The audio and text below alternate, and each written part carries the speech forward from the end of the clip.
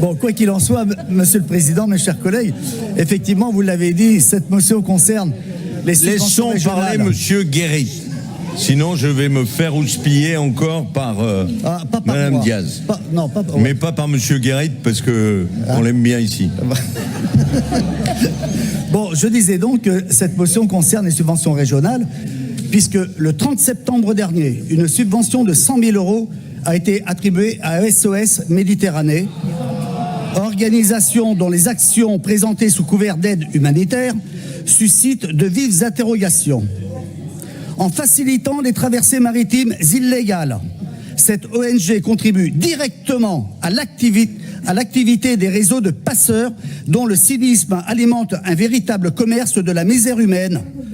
Et ce mécanisme encourage les départs, provoque des tragédies humaines répétées en Méditerranée et participe à un déferlement migratoire sur le sol européen.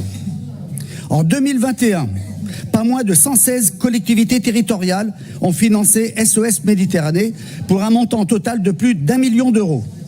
Alors que nos collectivités, confrontées à une crise budgétaire sans précédent, doivent se concentrer sur les besoins pressants de leurs habitants, l'attribution de subventions à des organisations aux actions déconnectées des priorités locales relève d'une gabegie financière inacceptable.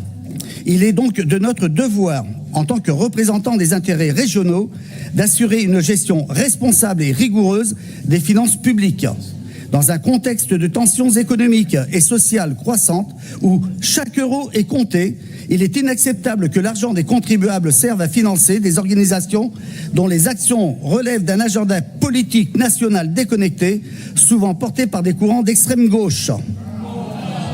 Ces subventions, sous prétexte de coopération humanitaire ou internationale, détournent les ressources publiques des priorités locales essentielles comme le développement économique, l'accompagnement des entreprises locales, le soutien aux secteurs agricoles et maritimes ou encore les actions sociales de proximité.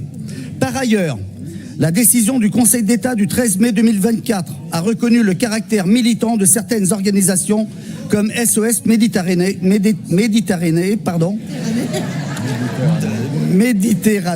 dont les prises de position publiques dépassent largement le cadre humanitaire pour s'inscrire dans les débats politiques nationaux.